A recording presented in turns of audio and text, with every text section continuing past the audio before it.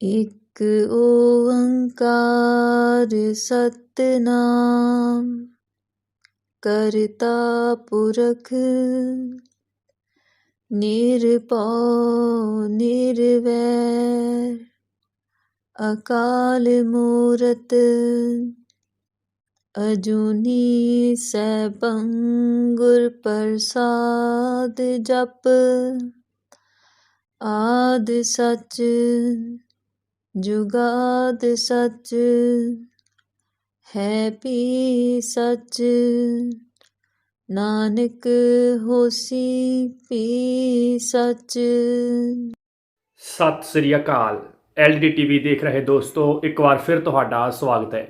ਮੈਂ ਪ੍ਰੋਫੈਸਰ ਜਸਵੀਰ ਸਿੰਘ ਤੇ ਆਪਾਂ ਪੰਜਾਬੀ ਸਾਹਿਤ ਨਾਲ ਸੰਬੰਧਿਤ ਜੋ ਵੱਖ-ਵੱਖ ਜੌਬ ਓਰੀਐਂਟਡ ਪੇਪਰ ਹੁੰਦੇ ਆ ਉਹਨਾਂ ਦੀ ਤਿਆਰੀ ਕਰ ਰਹੇ ਹਾਂ ਫ੍ਰੀ ਆਫ ਕਾਸਟ ਤੇ ਹਵਾਲਿਆਂ ਸਹਿਤ। ਪਿਆਰੇ ਦੋਸਤੋ, ਸਭ ਤੋਂ ਵੱਡੀ ਗੱਲ ਇਹ ਹੈ ਕਿ ਅਸੀਂ ਆਦਿਕਾਲ ਸਾਰੇ ਦਾ ਸਾਰਾ ਘੋਖ ਚੁੱਕੇ ਹਾਂ। ਹਵਾਲਿਆਂ ਸਹਿਤ ਸਾਰੇ ਦੇ ਸਾਰੇ ਲੈਕਚਰ ਜਿਹੜੇ ਨੇ ਉਹ ਪੜ੍ਹ ਚੁੱਕੇ ਹਾਂ। ਡਿਸਕ੍ਰਿਪਸ਼ਨ ਦੇ ਵਿੱਚ ਹੇਠਾਂ ਸਾਰੇ ਲੈਕਚਰ ਪਾ ਦਿੱਤੇ ਗਏ ਨੇ, ਤੁਸੀਂ ਵੇਖ ਸਕਦੇ ਹੋ। ਇਸੇ ਤਰ੍ਹਾਂ ਹੀ ਕੁਝ ਲੈਕਚਰ ਆਧੁਨਿਕ ਕਾਲ ਦੇ ਜਿਹੜੇ ਨੇ ਉਹ ਵੀ ਡਿਸਕ੍ਰਿਪਸ਼ਨ ਦੇ ਵਿੱਚ ਪਾ ਦਿੱਤੇ ਗਏ ਨੇ, ਤੁਸੀਂ ਉਹ ਵੇਖ ਸਕਦੇ ਹੋ। ਆਪਾਂ ਅੱਜ ਕੱਲ੍ਹ ਹੁਣ ਮੱਧਕਾਲ ਦੀ ਗੱਲ ਕਰ ਰਹੇ ਹਾਂ। ਤੁਸੀਂ ਆਦਿਕਾਲ ਅਤੇ ਮੱਧਕਾਲ ਦੇ ਵਿਚਲਾ ਡਿਫਰੈਂਸ ਫਰਕ ਵੀ ਤੁਸੀਂ ਵੇਖ ਲਿਆ ਸੀ ਅਤੇ ਆਦਿਕਾਲ ਤੋਂ ਮੱਧਕਾਲ ਦੇ ਵਿੱਚ ਅਸੀਂ ਪ੍ਰਵੇਸ਼ ਵੀ ਕਰ ਚੁੱਕੇ ਹਾਂ। ਹੁਣ ਜਦੋਂ ਮੱਧਕਾਲ ਦੀ ਗੱਲ ਆਉਂਦੀ ਆ ਤਾਂ ਗੁਰਮਤਿ ਸਾਹਿਤ ਜਿਹੜਾ ਆ ਇਹ ਮੱਧਕਾਲ ਦਾ ਸਭ ਤੋਂ ਪ੍ਰਮਾਣਿਕ ਸਾਹਿਤ ਮੰਨਿਆ ਜਾਂਦਾ ਆ। ਮੱਧਕਾਲ ਨੂੰ ਆਪਾਂ ਨਾਨਕ ਕਾਲ ਵੀ ਕਹਿੰਦੇ ਹਾਂ, ਮੱਧਕਾਲ ਨੂੰ ਆਪਾਂ ਮੁਗਲ ਕਾਲ ਵੀ ਕਹਿੰਦੇ ਹਾਂ। ਇਹ ਵੱਖ-ਵੱਖ ਵਿਦਵਾਨਾਂ ਨੇ ਆਪਣੀਆਂ ਰਾਇਆਂ ਸਾਨੂੰ ਦਿੱਤੀਆਂ ਨੇ, ਠੀਕ ਹੈ ਜੀ। ਇਹਨਾਂ ਚੀਜ਼ਾਂ ਨੂੰ ਆਪਾਂ ਕੋਡ ਕਰਦੇ ਜਾਣਾ ਤਾਂ ਕਿ ਸਾਨੂੰ ਕਿਸੇ ਤਰ੍ਹਾਂ ਦਾ ਭੁਲੇਖਾ ਨਾ ਲੱਗੇ, ਠੀਕ ਹੈ ਜੀ। ਇਹ ਤੁਸੀਂ ਹੁਣ ਨੋਟ ਕਰ ਲਿਆ ਹੋਊਗਾ। ਆਪਾਂ ਅੱਜ ਪਹਿਲੇ ਇਹੋ ਜਿਹੇ ਕਵੀ ਜਿਹਨੇ ਬਹੁਤ ਸਾਰੀਆਂ ਨਵੀਆਂ ਪਿਰਤਾਂ ਪਾਈਆਂ ਨੇ, ਬਹੁਤ ਸਾਰਾ ਇਹੋ ਜਿਹਾ ਸਿਧਾਂਤਕ, ਬੌਧਿਕ ਅਤੇ ਆਦਰਸ਼ਕ ਅਤੇ ਨਾਲ ਬੰਦੇ ਦੇ ਚਰਿੱਤਰ ਨੂੰ ਨਿਰਮਾਣ ਦੇਣ ਵਾਲਾ ਸਾਹਿਤ ਰਚਿਆ ਆ। ਅੱਜ ਉਸ ਮਹਾਨ ਸਾਹਿਤਕ ਅਤੇ ਸਮਾਜਿਕ ਅੰਦੋਲਨ ਦੇ ਕਰਤਾ ਗੁਰੂ ਨਾਨਕ ਸਾਹਿਬ ਦੀ ਗੱਲ ਕਰ ਰਹੇ ਹਾਂ। ਮੈਂ ਆਮ ਤੌਰ 'ਤੇ ਸੋਚਦਾ ਹੁੰਦਾ ਹਾਂ ਕਿ ਗੁਰੂ ਨਾਨਕ ਸਾਹਿਬ ਬਾਰੇ ਬਹੁਤਾ ਸੌਖਾ ਨਹੀਂ ਕਹਿਣਾ ਕੁਛ ਵੀ। ਬਹੁਤ ਗੰਭੀਰਤਾ ਦੇ ਨਾਲ, ਬਹੁਤ ਸੋਝੀ ਦੇ ਨਾਲ, ਬਹੁਤ ਵਿਚਾਰ ਕੇ ਗੱਲ ਕੀਤੀ ਜਾਵੇ ਤਾਂ ਗੁਰੂ ਨਾਨਕ ਸਾਹਿਬ ਬਾਰੇ ਕੁਝ ਨਾ ਕੁਝ ਨੁਕਤੇ ਸਾਡੇ ਸਾਹਮਣੇ ਆਉਂਦੇ ਨੇ।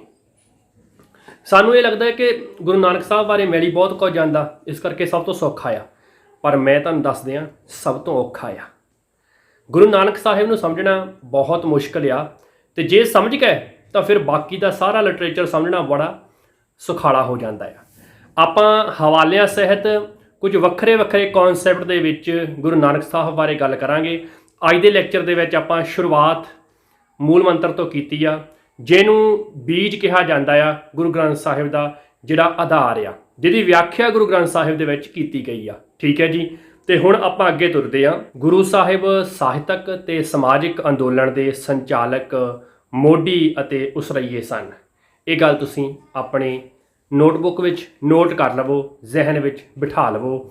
ਗੁਰੂ ਸਾਹਿਬਾਨ ਦੇ ਜੀਵਨ ਦੀ ਪਵਿੱਤਰਤਾ ਅਤੇ ਉੱਚਤਾ ਅਤੇ ਸਾਹਿਤ ਦੀ ਨੀਂਹ ਰੱਖੀ ਆ। ਗੁਰੂ ਸਾਹਿਬਾਨ ਨੇ ਸਾਨੂੰ ਜੀਵਨ ਦੇ ਪਵਿੱਤਰ ਬੰਧਨਾਂ ਦੇ ਨਾਲ ਬੱਝਣ ਦਾ ਹੁਕਮ ਵੀ ਕੀਤਾ ਆ ਅਤੇ ਸੱਚ ਔਰੇ ਸਭ ਕੋ ਉੱਪਰ ਸੱਚ ਆਚਾਰ, ਜੋ ਆਪਣਾ ਮੋਟੋ ਵੀ ਆ ਇਸ ਲਫ਼ਜ਼ਾਂ ਦੀ ਦੁਨੀਆ ਦਾ, ਉਹ ਉਸੇ ਆਧਾਰ ਤੋਂ ਹੀ ਆਪਾਂ ਲਿਆ ਆ। ਉਹਨੂੰ ਸਾਡੇ ਸਾਹਮਣੇ, ਸਾਡੇ ਚਰਿੱਤਰ ਦੇ ਵਿੱਚ ਵਸਾਉਣ ਦੇ ਲਈ ਸਾਨੂੰ ਹੁਕਮ ਕੀਤਾ, ਸਾਨੂੰ ਤਾਲੀਮ ਦਿੱਤੀ ਆ। ਤਾਲੀਮ ਹੁੰਦੀ ਸਿੱਖਿਆ, ਐਜੂਕੇਸ਼ਨ। ਅਤੇ ਗੁਰੂ ਸਾਹਿਬਾਨ ਦੇ ਮੱਤ ਵਿੱਚ ਭਗਤੀ ਦੀਆਂ ਜੜ੍ਹਾਂ ਕਰਮ ਖੇਤਰ ਵਿੱਚ ਹਨ। ਕਰਮ, ਕਿਉਂਕਿ ਗੁਰੂ ਸਾਹਿਬਾਨਾਂ ਨੇ ਕਿਹਾ ਕਿ ਕਰਤਾ ਪੁਰਖ, ਸਾਡਾ ਤਾਂ ਰੱਬ ਵੀ ਕਰਤਾ ਪੁਰਖ ਆ। ਅਤੇ ਫਿਰ ਪੰਜਾਬੀ ਵਿਹਲੇ ਬੈਠੇ ਤਾਂ ਜੱਚਦੇ ਨਹੀਂ। ਇਹ ਜਿਹੜਾ ਕੰਮ ਕਰਦਾ, ਕਿਰਤ ਕਰਦਾ ਆ, ਉਹੀ ਪੰਜਾਬੀਅਤ ਦੇ, ਉਹੀ ਸਿੱਖੀ ਦੇ ਸਿਧਾਂਤ ਨੂੰ ਸਮਝ ਸਕਦਾ ਆ। ਸਮਾਜਿਕ ਸੇਵਾ ਵਿੱਚ ਹਨ ਅਤੇ ਪ੍ਰਫੁੱਲਤਾ ਗਿਆਨ ਵਿੱਚ ਹੈ। ਕਿੰਨਾ ਸੌਖਾ, ਕਿੰਨਾ ਸਾਡੇ ਨਾਲ ਜੁੜਿਆ ਹੋਇਆ, ਸਧਾਰਨ ਮਨੁੱਖਾਂ ਨਾਲ ਜੁੜਿਆ ਸਿਧਾਂਤ ਵਾ। ਨੋਟ ਕਰ ਲਿਓ, ਕਿਉਂਕਿ ਪੇਪਰਾਂ ਦੇ ਵਿੱਚ ਸਿਧਾਂਤਕ ਗੱਲ ਵੀ ਪੁੱਛੀ ਜਾਂਦੀ ਆ।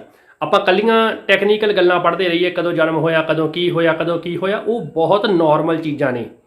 ਅਸਲ ਪੜ੍ਹਾਈ ਇਹ ਆ ਜੋ ਆਪਾਂ ਹੁਣ ਪੜ੍ਹ ਰਹੇ ਹਾਂ। ਨਹੀਂ ਤਾਂ ਕਿਤਾਬਾਂ ਦੇ ਵਿੱਚ ਜਿਹੜੀਆਂ ਜੋਬ ਓਰੀਐਂਟਡ ਪੇਪਰ ਦੀਆਂ ਕਿਤਾਬਾਂ ਹੁੰਦੀਆਂ ਨੇ ਕੰਪੀਟੀਟਿਵ ਐਗਜ਼ਾਮ ਦੀਆਂ, ਉਹ ਸਿਰਫ ਤੁਹਾਨੂੰ ਜਾਣਕਾਰੀ ਦਿੰਦੀਆਂ ਨੇ। ਮੈਂ ਇਕੱਲੀ ਜਾਣਕਾਰੀ ਨਹੀਂ ਦੇ ਰਿਹਾ, ਤੁਹਾਡੇ ਵਾਸਤੇ ਗਿਆਨ ਭਰਪੂਰ ਗੱਲਾਂ ਵੀ ਕਰ ਰਿਹਾ। ਅਸਲ ਵਿੱਚ ਜਿਹੜੀ ਪੜ੍ਹਾਈ ਹੋਣੀ ਚਾਹੀਦੀ ਆ ਉਹਦੀਆਂ ਗੱਲਾਂ ਵੀ ਹੋ ਰਹੀਆਂ ਨੇ। ਇਸ ਕਰਕੇ ਇਹ ਸਾਰੇ ਦਾ ਸਾਰਾ ਕੁਝ ਜਿਹੜਾ ਆ ਉਹ ਤੁਹਾਡੀ ਜ਼ਿੰਦਗੀ ਨੂੰ ਪ੍ਰਭਾਵਿਤ ਕਰਨ ਵਾਲਾ ਵੀ ਤੇ ਜ਼ਿੰਦਗੀ ਦੇ ਵਿੱਚ ਕੁਝ ਨਵਾਂ ਉਸਾਰਨ ਵਿੱਚ ਵੀ ਯੋਗਦਾਨ ਪਾਊਗਾ।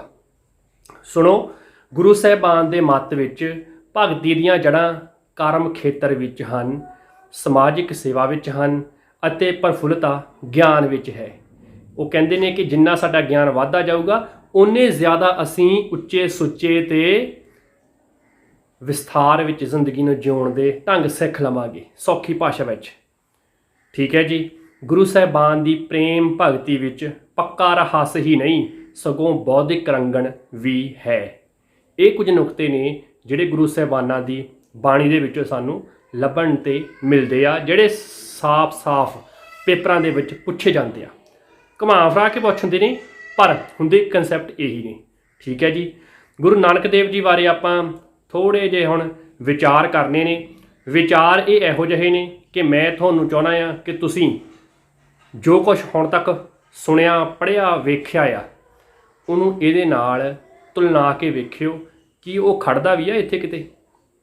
ਜੇ ਨਹੀਂ ਖੜਦਾ ਤਾਂ ਉਹ ਵਿਸਾਰ ਕੇ ਆਓ ਆਪਾਂ ਹੁਣ ਇਸ ਢੰਗ ਨਾਲ ਪੜ੍ਹੀਏ ਕਿ ਜ਼ਿੰਦਗੀ ਦੇ ਵਿੱਚ ਵੀ ਕੰਮ ਆਵੇ, ਪੇਪਰਾਂ ਦੇ ਵਿੱਚ ਵੀ ਕੰਮ ਆਵੇ ਤੇ ਅਸੀਂ ਅਗਾਂਹ ਕਿਸੇ ਨੂੰ ਜਵਾਬ ਦੇਣ ਜੋਗੇ ਵੀ ਹੋ ਜਾਈਏ। ਗੁਰੂ ਨਾਨਕ ਸਾਹਿਬ ਨਾਲ ਪੰਜਾਬੀ ਸਾਹਿਤ ਵਿੱਚ ਇੱਕ ਨਵੇਂ ਯੁੱਗ ਦੀ ਸ਼ੁਰੂਆਤ ਹੋਈ ਜਾਂ ਨਵੇਂ ਯੁੱਗ ਦਾ ਆਰੰਭ ਹੋਇਆ, ਇਹ ਤਾਂ ਤੁਸੀਂ ਸਾਰੇ ਜਾਣਦੇ ਹੀ ਹੋ। ਗੁਰੂ ਨਾਨਕ ਸਾਹਿਬ ਜੀ ਦੀ ਮਹਾਨ ਸ਼ਖਸੀਅਤ ਵਿੱਚ ਬੁੱਧੀਮਾਨ, ਨੰਬਰ 2 ਫਿਲਾਸਫਰ, ਨੰਬਰ 3 ਭਗਤ, ਨੰਬਰ 4 ਕਵੀ ਬਹੁਤ ਵੱਡੀ ਗੱਲ ਆ, ਕਿਉਂਕਿ ਗੁਰੂ ਨਾਨਕ ਜੀ ਨੇ ਆਪਣੇ ਆਪ ਨੂੰ ਮਾਣ ਨਾਲ ਸ਼ਾਇਰ ਕਿਹਾ ਆ। ਰਾਗ ਆਸਾ ਦੀ ਪੱਟੀ ਵਿੱਚ ਗੁਰੂ ਨਾਨਕ ਸਾਹਿਬ ਲਿਖਦੇ ਆ, ਨਾਨਕ ਸ਼ਾਇਰ ਏਵ ਕਹਿਤ। ਇਸ ਕਰਕੇ ਉਹ ਬਹੁਤ ਵੱਡੇ ਕਵੀ ਜਿਹੜੇ ਨੇ ਮਕਬੂਲ ਹੋਏ ਨੇ। ਇਹ ਆਪਣੇ ਆਪ ਨੂੰ ਸ਼ਾਇਰ ਕਹਿਣਾ, ਆਪਣੇ ਆਪ ਨੂੰ ਕਵੀ ਕਹਿਣਾ, ਇਹ ਉਹਨਾਂ ਦੀ ਮਹਾਨਤਾ ਸੀ, ਕਿਉਂਕਿ ਇਹ ਹੋਣਾ ਬਹੁਤ ਮੁਸ਼ਕਲ ਆ। ਤੇ ਫਿਰ ਉਹ ਇੱਕ ਗਾਇਕ ਵੀ ਸੀ, ਕਿਉਂਕਿ ਜਦੋਂ ਭਾਈ ਮਰਦਾਨਾ ਜੀ ਰਬਾਬ ਛੇੜਦੇ ਸੀ ਤਾਂ ਗੁਰੂ ਨਾਨਕ ਸਾਹਿਬ ਸ਼ਬਦ ਉਚਾਰਦੇ ਸੀ। ਫਿਰ ਉਹ ਇੱਕ ਆਗੂ ਵੀ ਸਨ, ਤਾਂ ਹੀ ਤਾਂ ਉਹ ਗੁਰੂ ਨੇ ਨਾ, ਤਾਂ ਹੀ ਤਾਂ ਸਿੱਖ ਪੰਥ ਦੇ ਮੋਢੀ ਆ। ਤੇ ਉਹ ਇੱਕ ਪੈਗੰਬਰ ਵੀ ਸਨ, ਕਿਉਂਕਿ ਉਹਨਾਂ ਨੇ ਹੀ ਕਿਹਾ ਸੀਗਾ ਕਿ ਨਾ ਹਮ ਹਿੰਦੂ ਨਾ ਮੁਸਲਮਾਨ, ਵੀ ਇੱਥੇ ਕੋਈ ਹਿੰਦੂ ਵੀ ਹੈ ਨਹੀਂ ਤੇ ਕੋਈ ਮੁਸਲਮਾਨ ਵੀ ਨਹੀਂ। ਉਹ ਪੈਗੰਬਰ ਸੀ, ਉਹ ਤਾਂ ਸਭ ਨੂੰ ਇੱਕ ਕਰਕੇ ਦੱਸਦੇ ਸੀ ਕਿ ਅਸੀਂ ਸਾਰੇ ਹੀ ਇੱਕ ਪਰਮਾਤਮਾ ਦੇ ਬੰਦੇ ਆ, ਇੱਕ ਪਰਮਾਤਮਾ ਦੇ ਵਸਾਏ ਹੋਏ ਬਣਾਏ ਹੋਏ ਇਨਸਾਨ ਆ। ਗੁਰੂ ਨਾਨਕ ਸਾਹਿਬ ਦੀ ਰਚਨਾ ਵਿੱਚ ਬਲਵਾਨ ਕਲਪਨਾ, ਹੁਣ ਇਹ ਗੱਲ ਨੋਟ ਕਰ ਲਿਓ, ਬਹੁਤ ਵੱਡੀ ਆ। ਉਹਨਾਂ ਦੀ ਰਚਨਾ ਦੇ ਵਿੱਚ, ਸਿਰਜਣਾ ਦੇ ਵਿੱਚ, ਬਾਣੀ ਦੇ ਵਿੱਚ ਬੜੀ ਮਹਾਨਤਾ ਵਾਲੀ ਕਲਪਨਾ ਆਈ ਆ। ਤੁਸੀਂ ਦੇਖੋ ਖਾਂ ਆਰਤੀ ਨੂੰ ਕਦੇ ਘੋਖ ਕੇ, ਗਗਨ ਮੈਂ ਥਾਲ ਰਵ ਚੰਦ ਦੀਪਕ ਬਣੇ ਤਾਰਕਾ ਮੰਡਲ ਜਨਕ ਮੋਤੀ, ਕਿੰਨੀ ਵੱਡੀ ਕਲਪਨਾ ਤੇ ਕਿੱਡੇ ਵਿਸਤ੍ਰਿਤ ਰੂਪ ਵਿੱਚ ਉਹਨਾਂ ਨੇ ਆਰਤੀ ਦੀ ਗੱਲ ਕੀਤੀ। ਬਾਕੀ ਸਾਰੀਆਂ ਆਰਤੀਆਂ ਛੋਟੀਆਂ ਪੈ ਜਾਂਦੀਆਂ ਨੇ। ਮਧੁਰ ਰਾਗਵਾ, ਅਥਾਹ ਸੀਤਲਤਾ ਆ ਬਾਬੇ ਨਾਨਕ ਦੀ ਬਾਣੀ ਵਿੱਚ। ਅਨੁਭਵੀ ਰਹੱਸ ਆਦਿ ਵਿਸ਼ੇਸ਼ ਤੌਰ ਤੇ ਸਮਾਏ ਹੋਏ ਸਾਨੂੰ ਮਿਲਦੇ ਆ। ਗੁਰੂ ਨਾਨਕ ਸਾਹਿਬ ਨੇ ਆਪ ਲੋਕਾਂ ਨਾਲ ਸਾਂਝ ਪਾ ਕੇ ਉਹਨਾਂ ਦੇ ਭਾਵਾਂ ਦੀ ਤਰਜਮਾਨੀ ਕਰਕੇ ਆਦਰਸ਼ਕ ਅਗਵਾਈ ਕੀਤੀ ਸੀ, ਤੇ ਇਹ ਅਗਵਾਈ ਹੀ ਸਾਡੇ ਆਮ ਸਧਾਰਨ ਲੋਕਾਂ ਨੂੰ ਪ੍ਰਭਾਵਿਤ ਕਰਕੇ ਜ਼ਿੰਦਗੀ ਜਿਉਣ ਦੇ ਯੋਗ ਬਣਾਉਂਦੀ ਸੀ। ਮਨੁੱਖੀ ਆਚਰਣ, ਜਿਹਨੂੰ ਆਪਾਂ ਕਿਰਦਾਰ, ਕਰੈਕਟਰ ਜਾਂ ਚਰਿੱਤਰ ਕਹਿ ਦਿੰਦੇ ਆ, ਨੂੰ ਅਧਿਆਤਮਕ ਉੱਚਤਾ ਤੇ ਬਲਵਾਨ ਬਣਾਇਆ ਗੁਰੂ ਨਾਨਕ ਸਾਹਿਬ ਨੇ। ਜਨ ਸਧਾਰਨ ਨੂੰ ਤੁਛ ਤੇ ਨੀਚ ਭਾਵਾਂ ਤੋਂ ਉੱਪਰ ਉਠਾ ਕੇ ਆਤਮਕ ਬਰਾਬਰੀ ਦੇ ਮੰਡਲ ਵਿੱਚ ਖੜਾ ਕਰਨਾ ਗੁਰੂ ਸਾਹਿਬਾਨ ਦੀ ਪਵਿੱਤਰ ਸ਼ਖਸੀਅਤ ਤੇ ਅਨੁਪਮ ਸਾਹਿਤ ਦਾ ਹੀ ਚਮਤਕਾਰ ਸੀ। ਇਹ ਚੀਜ਼ ਬਹੁਤ ਮਾਇਨੇ ਰੱਖਦੀ ਆ। ਇਹ ਸਿਧਾਂਤਕ ਤੌਰ ਤੇ ਤੁਸੀਂ ਆਪਣੇ ਕੋਲ ਨੋਟ ਕਰ ਲਵੋ। ਹੁਣ ਆਪਾਂ ਇੱਕ ਵਿਦਵਾਨ ਦੇ ਜਿਹੜਾ ਕਥਨ ਆ ਉਹਨੂੰ ਕੋਡ ਕਰ ਰਹੇ ਆ, ਲਿਖ ਲਿਓ। ਮਿਸਟਰ ਐਫ ਪਿਨਕੋਟ ਦੇ ਅਨੁਸਾਰ, ਮਿਸਟਰ ਐਫ ਪਿਨਕੋਟ ਕਹਿੰਦੇ ਆ, ਹੂਬਹੂ ਪੜ੍ਹਨ ਲੱਗਿਆ ਆ, ਗੁਰੂ ਨਾਨਕ ਸਾਹਿਬ ਦੀ ਆਦਿ ਗ੍ਰੰਥ ਵਿੱਚ ਦਰਜ ਬਾਣੀ ਦੇ 2949 ਬੰਦ ਹਨ। 2949 2949 ਬੰਦ ਹਨ ਅਤੇ ਗੁਰੂ ਅਰਜਨ ਦੇਵ ਜੀ ਤੋਂ ਛੁੱਟ ਮਤਲਬ ਗੁਰੂ ਅਰਜਨ ਦੇਵ ਜੀ ਤੋਂ ਬਿਨਾਂ ਇਸ ਮਹਾਨ ਗ੍ਰੰਥ ਸਾਂਚੇ ਦੇ ਸਾਰੇ ਲੇਖਾਂ ਵਿੱਚੋਂ ਗੁਰੂ ਨਾਨਕ ਦੇਵ ਜੀ ਦੀ ਬਾਣੀ ਸਭ ਤੋਂ ਵੱਧ ਹੈ, ਜਿਸ ਦਾ ਵੇਰਵਾ ਇਸ ਪ੍ਰਕਾਰ ਹੈ। ਹੁਣ ਉਹ ਵੇਰਵਾ ਤੁਸੀਂ ਨੋਟ ਕਰਿਓ।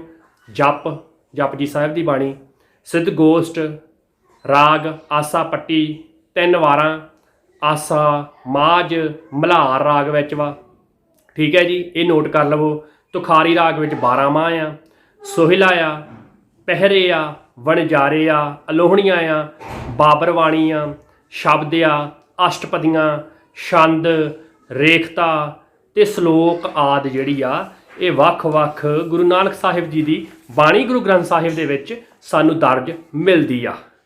ਇਹ ਤੁਸੀਂ ਨੋਟ ਕਰ ਲਵੋ। ਵਿਸਥਾਰ ਵਿੱਚ ਆਪਾਂ ਗੱਲ ਹਜੇ ਹੋਰ ਕਰਾਂਗੇ ਅਗਲੇ ਲੈਕਚਰਾਂ ਦੇ ਵਿੱਚ।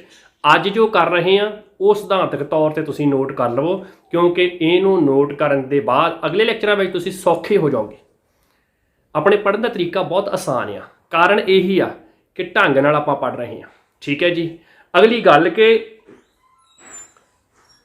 ਗੁਰੂ ਗ੍ਰੰਥ ਸਾਹਿਬ ਤੋਂ ਬਿਨਾਂ ਵੀ ਗੁਰੂ ਨਾਨਕ ਸਾਹਿਬ ਜੀ ਦੇ ਨਾਂ ਨਾਲ ਕਾਫੀ ਰਚਨਾ ਜੋੜੀ ਜਾਂਦੀ ਆ, ਜਿਸ ਦੀ ਪ੍ਰਮਾਣਿਕਤਾ ਤੇ ਸੰਦੇਹਜਨਕ ਹੈ। ਮਤਲਬ ਕਿ ਗੁਰੂ ਨਾਨਕ ਦੇਵ ਜੀ ਦੇ ਨਾਮ ਨਾਲ ਹੋਰ ਬਾਣੀ ਵੀ ਜੋੜੀ ਜਾਂਦੀ ਹੈ ਜਿਹੜੀ ਗੁਰੂ ਗ੍ਰੰਥ ਸਾਹਿਬ ਵਿੱਚ ਸ਼ਾਮਲ ਨਹੀਂ ਹੈਗੀ, ਪਰ ਉਹ ਗੁਰੂ ਨਾਨਕ ਸਾਹਿਬ ਦੀ ਹੋਵੇ ਇਹ ਮੰਨਣਯੋਗ ਨਹੀਂ ਹੈਗਾ।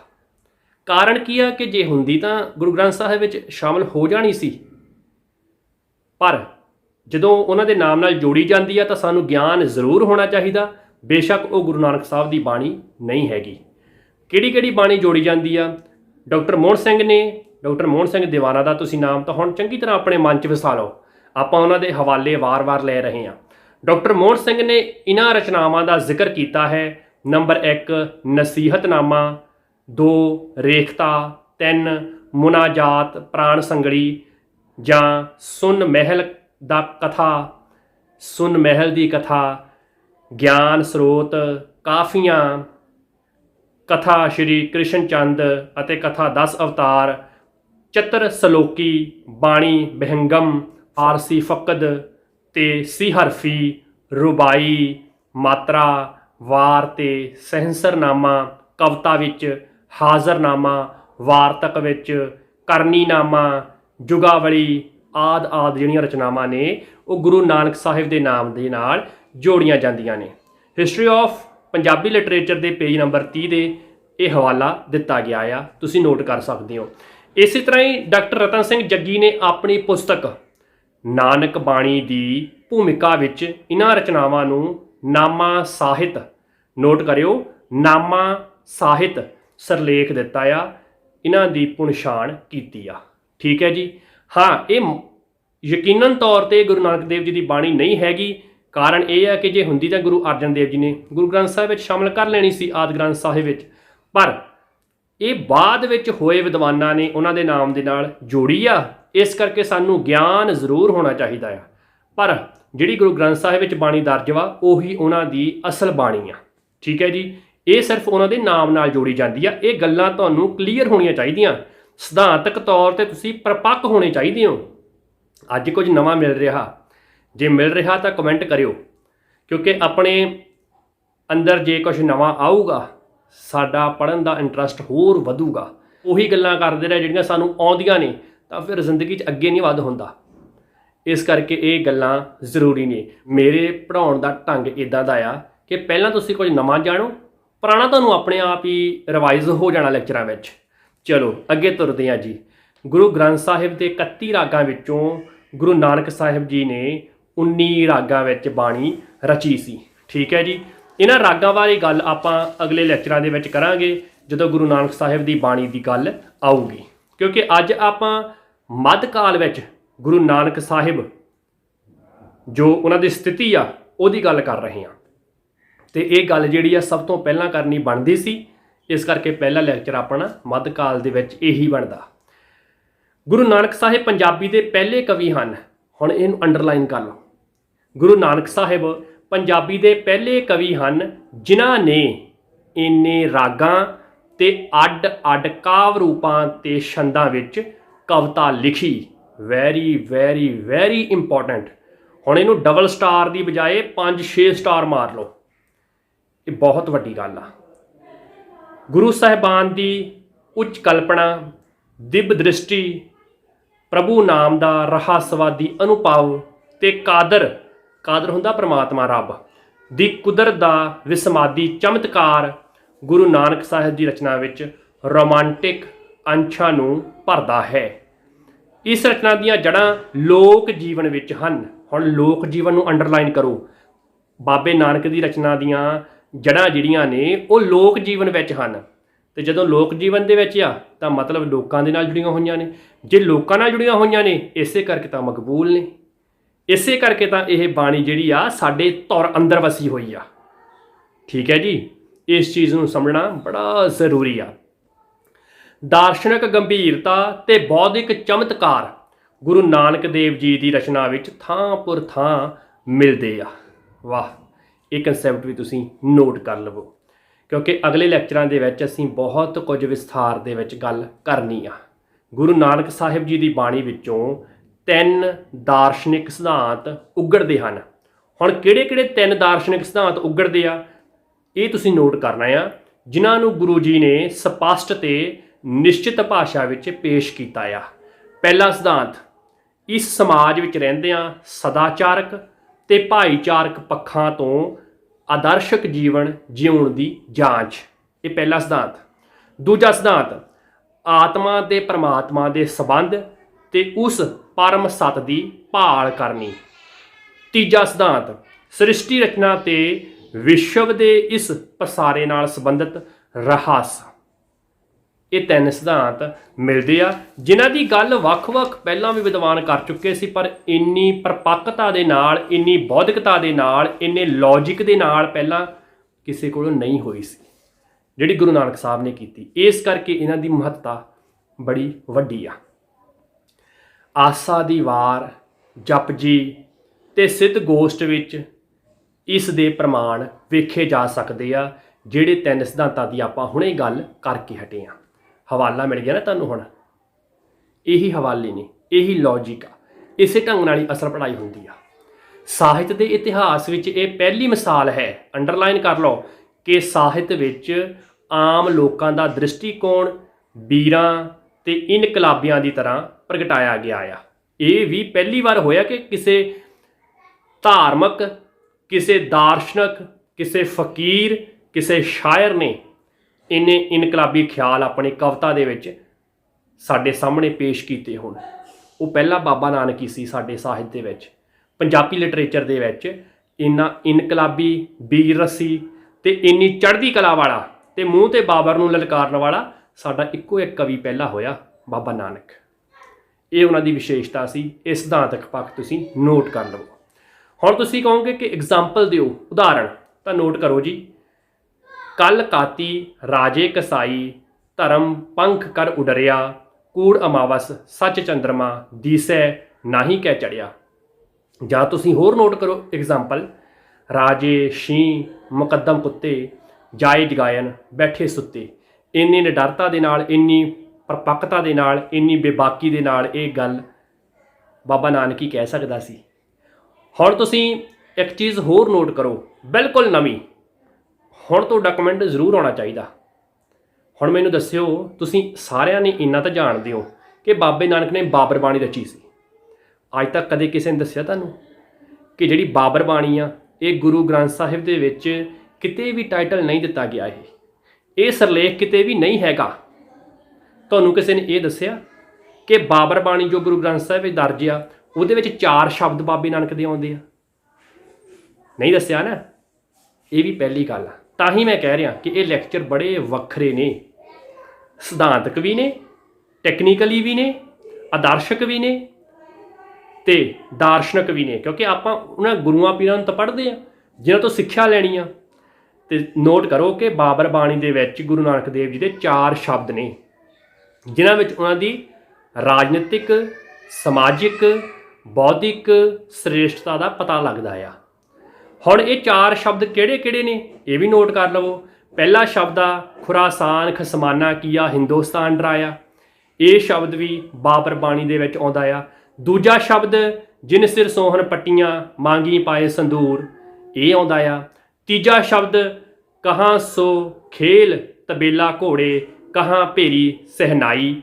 ਠੀਕ ਹੈ ਜੀ, ਇਹ ਤਿੰਨ ਸ਼ਬਦ ਜਿਹੜੇ ਆ ਰਾਗ ਆਸਾ ਦੇ ਵਿੱਚ ਸ਼ਾਮਲ ਨੇ ਬਾਬਰ ਬਾਣੀ ਦੇ।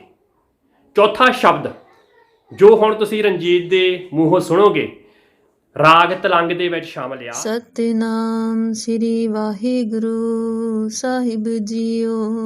ਤਿਲੰਗ ਮਹੱਲਾ ਪਹਿਲਾ। जैसी मैं आवे खसम की बाणी, तैसड़ा करी ज्ञान वे लालो। पाप की जन ले काबल होता या, जोरी मंगे दान वे लालो। शर्म धर्म दुए छप खलोए, कूड़ फिरे प्रधान वे लालो। काजिया बामना की गल थकी, अगद पड़े शैतान वे लालो। मुसलमानिया पढ़े कतेबा, कष्ट मह करे खुदाई वे लालो। जात सनाती होर हिदवाणिया, ए पी लेखे लाए वे लालो। खून के सोहले गावी यह नानक, रत का कुंगू पाए वे लालो। साहिब के गुण नानक गावे, मासपुरी विच आख मसोला। जिन उपाई रंग रवाई, बैठा वेखे वख इकेला। सच्चा सो साहिब सचत पावस, सचड़ा न्याव करी गमसोला। काया कपड़ टुक टुक होसी, हिंदुस्तान समाल सी बोला। आवन अठ तरह जान सतानवे, होर पे उठ सी मर्द का चेला। सच की बाणी नानक आखे, सच सुनाई सी सच की बेला। हाँ जी, ਤੇ ਪਿਆਰੇ ਵਿਦਿਆਰਥੀਓ, ਇੰਨੀ ਨਿਡਰਤਾ ਦੇ ਨਾਲ ਇੱਕ ਦਲੇਰ ਕਾਮਲ ਹੁੰਦਾ ਪੂਰਾ ਸੰਪੂਰਨ ਤੇ ਬਚਨਾਂ ਦਾ ਸੂਰਾ ਹੀ ਬਾਬਰ ਵਰਗੇ ਬਾਦਸ਼ਾਹ ਦੇ ਜ਼ੁਲਮਾਂ ਦਾ ਪਾਜ ਇੰਨੀ ਨਿਰਭੈਤਾ ਤੇ ਦ੍ਰਿੜਤਾ ਨਾਲ ਉਗਾੜ ਸਕਦਾ ਸੀ। ਤੇ ਇਹ ਹੀ ਉਹਨਾਂ ਦੀ ਬੇਬਾਕੀ ਜਿਹੜੀ ਆ ਸਾਨੂੰ ਗੁਰੂ ਨਾਨਕ ਸਾਹਿਬ ਦੀ ਬਾਣੀ ਦੇ ਵਿੱਚ ਵੇਖਣ ਨੂੰ ਮਿਲਦੀ ਆ। ਸਮੇਂ ਦੇ ਸਾਰੇ ਵਹਿਮਾਂ ਭਰਮਾਂ ਦਾ ਖੰਡਨ ਗੁਰੂ ਨਾਨਕ ਸਾਹਿਬ ਦੀਆਂ ਤਿੰਨੇ ਵਾਰਾਂ ਤੇ ਖਾਸ ਕਰਕੇ ਆਸਾ ਦੀ ਵਾਰ ਦੇ ਵਿੱਚੋਂ ਮਿਲਦਾ ਆ। ਅਗਲਾ ਨੁਕਤਾ ਕਿ ਪਹਿਲੀ ਵਾਰ ਜੰਗ ਨੂੰ ਨਿੰਦਿਆ ਤੇ ਇਸਤਰੀ ਨੂੰ ਬਰਾਬਰੀ ਦਾ ਦਰਜਾ ਦਿੱਤਾ ਸੀਗਾ ਗੁਰੂ ਨਾਨਕ ਸਾਹਿਬ ਨੇ। ਵੈਰੀ ਇੰਪੋਰਟੈਂਟ, ਇਹ ਗੱਲ ਪਹਿਲਾਂ ਕਿਤੇ ਨਹੀਂ ਹੋਈ।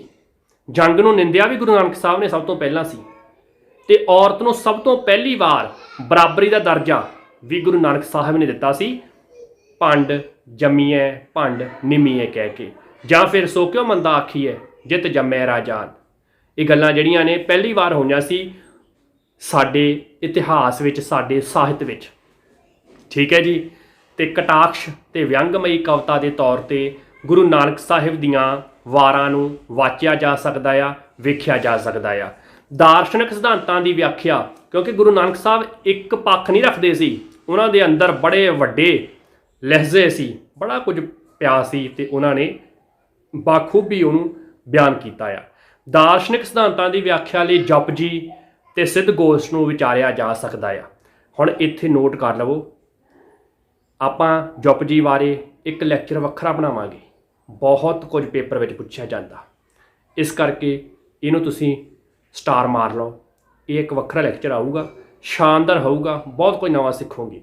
ਇਸੇ ਤਰ੍ਹਾਂ ਹੀ ਸਿੱਧ ਗੋਸ਼ਟ, ਇੱਥੇ ਇੱਕ ਵੱਖਰਾ ਲੈਕਚਰ ਆਊਗਾ, ਕਿਉਂਕਿ ਇਹ ਦਾਰਸ਼ਨਿਕ ਸਿਧਾਂਤਾਂ ਨੂੰ ਸਮਝਣਾ ਬਹੁਤ ਜ਼ਰੂਰੀ ਆ। ਪੇਪਰ ਵਿੱਚ ਤਾਂ ਆਉਂਦੇ ਹੀ ਆਉਂਦੇ ਆ, ਤੁਹਾਡੀ ਜ਼ਿੰਦਗੀ ਦਾ ਹਿੱਸਾ ਵੀ ਹੈਗਾ ਨਾ ਇਹ। ਤੇ ਆਪਾਂ ਤਾਂ ਜ਼ਿੰਦਗੀ ਨਾਲ ਜੁੜੇ ਹੋਏ ਆ। ਸਾਡੀ ਜ਼ਿੰਦਗੀ ਸਿਰਫ ਪੇਪਰ ਦੇਣ ਤੱਕ ਥੋੜ੍ਹੀ ਆ, ਵੈਸੇ ਵੀ ਤਾਂ ਹੈਗੀ ਆ। ਅਸੀਂ ਕੱਲ੍ਹ ਨੂੰ ਪੜ੍ਹਾਉਣਾ ਵੀ ਆ।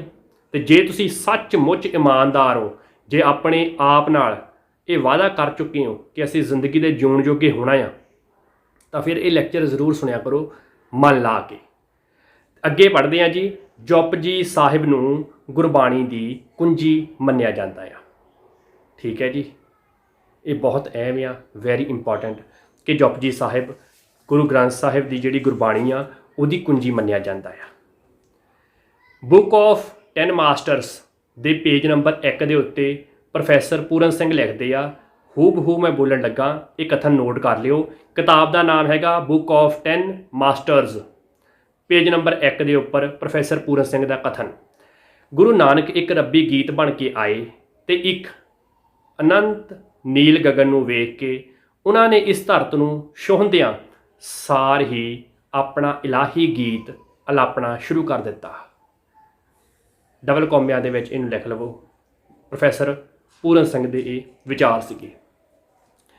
ਕਲਪਨਾ ਦੀ ਉਡਾਰੀ ਤੇ ਭਾਵਾਂ ਦੇ ਸ਼ਾਂਤ ਚਿੱਤ ਹੋਣ ਦੇ ਪੱਖ ਤੋਂ ਸ੍ਰੀ ਰਾਗ ਵਿੱਚ ਆਏ ਮੋਤੀ ਧਮੰਦਰ ਉਸਰੈ, ਜਾਂ ਫਿਰ ਨੰਬਰ 2 ਭੀ ਤੇਰੀ ਕੀਮਤ ਨਾ ਪਵੈ, ਜਾਂ ਨੰਬਰ 3 ਹਰਨੀ ਹੋਵਾਂ ਬਣ ਵਸਾਂ ਵਾਲੇ ਸ਼ਬਦ ਉੱਚ ਅਤ ਉੱਚ ਪਾਏ ਦੇ ਮੰਨੇ ਜਾਂਦੇ ਆ ਜਾਂ ਸਾਨੂੰ ਮਿਲਦੇ ਆ। ਠੀਕ ਹੈ ਜੀ।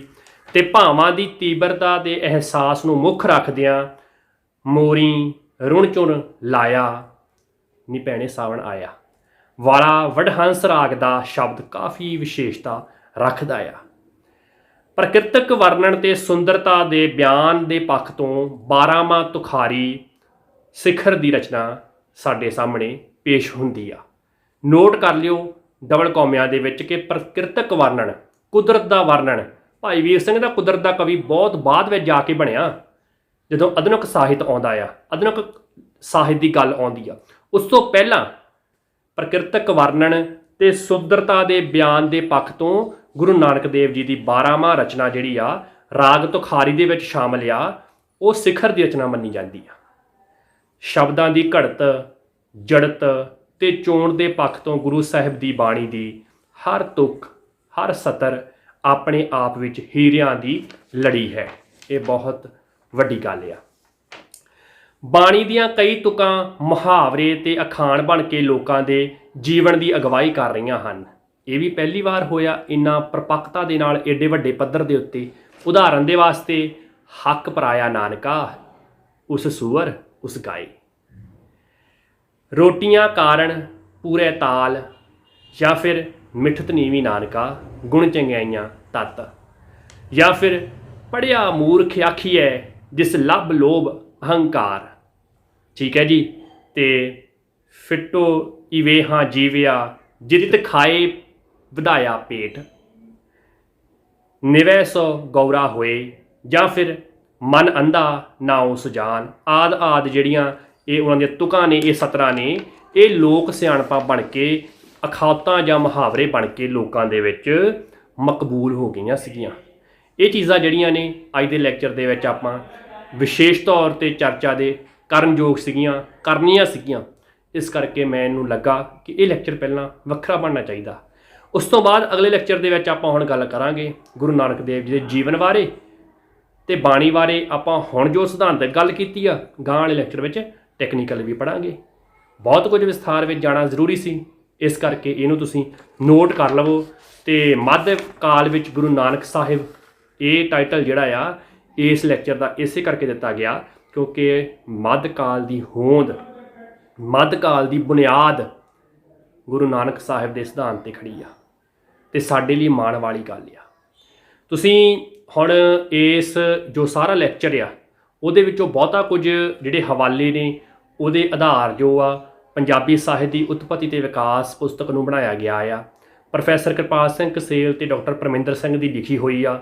ਇਹ ਐਡੀਸ਼ਨ 16ਵਾਂ 2015 ਵਿੱਚ ਛਪਿਆ ਸੀ ਇਸ ਕਿਤਾਬ ਦਾ, ਜਿਹਦੀ ਪ੍ਰਕਾਸ਼ਨਾ ਜਾਂ ਜਿਹਦਾ ਪ੍ਰਕਾਸ਼ਕ ਲਾਹੌਰ ਬੁੱਕ ਸ਼ਾਪ ਆ। ਠੀਕ ਹੈ ਜੀ। ਕਿਉਂਕਿ ਹਵਾਲੇ ਤੋਂ ਬਿਨਾਂ ਮੈਂ ਨਹੀਂ ਗੱਲ ਕਰਦਾ, ਮੈਂ ਤੁਹਾਨੂੰ ਵਾਰ-ਵਾਰ ਕਹਿ ਚੁੱਕਾ ਹਾਂ। ਤੇ ਆਪਣੀ ਇਹੀ ਜਿਹੜੀ ਇੱਕ ਖਾਸੀਅਤ ਆ, ਤੇ ਇਹ ਖਾਸੀਅਤ ਮੈਂ ਚਾਹੁੰਦਾ ਕਿ ਦੁਨੀਆ ਭਰ ਦੇ ਸਾਰੇ ਹੀ ਟੀਚਰਾਂ, ਪ੍ਰੋਫੈਸਰਾਂ, ਮਾਸਟਰਾਂ, ਪ੍ਰਿੰਸੀਪਲਾਂ ਦੇ ਵਿੱਚ ਆ ਜਾਵੇ ਤੇ ਫਿਰ ਅਸੀਂ ਸੱਚਮੁੱਚ ਰਿਸਰਚ ਕਰਨ ਦੇ ਯੋਗ ਹੋ ਜਾਵਾਂਗੇ। ਚੜ੍ਹਦੀ ਕਲਾ ਵਿੱਚ ਰਹੋ। ਮੈਨੂੰ ਦਿਓ ਇਜਾਜ਼ਤ। ਤੁਸੀਂ ਕਮੈਂਟ ਤੇ ਸ਼ੇਅਰ ਕਰੋ। ਸਤਿ ਸ੍ਰੀ ਅਕਾਲ।